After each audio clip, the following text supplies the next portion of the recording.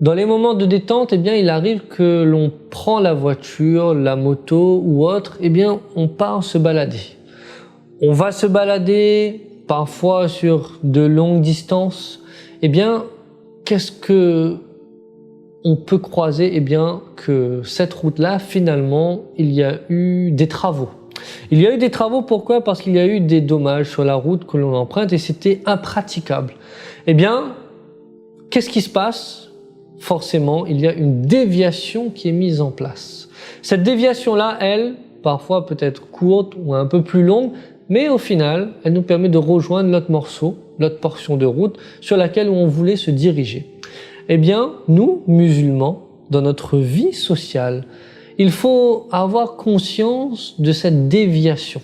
Cette déviation, c'est-à-dire dans notre vie sociale, qui peut être large ou bien très restreinte, eh bien, dans des discussions, parfois on aborde des thèmes qui sont d'ordre religieux.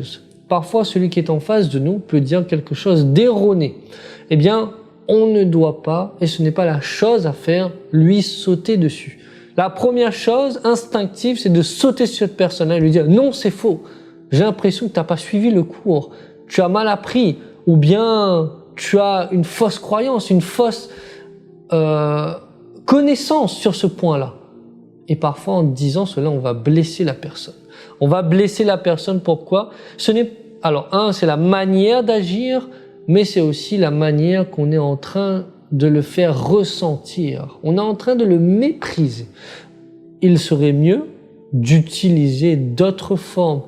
On devrait plutôt utiliser cette déviation-là.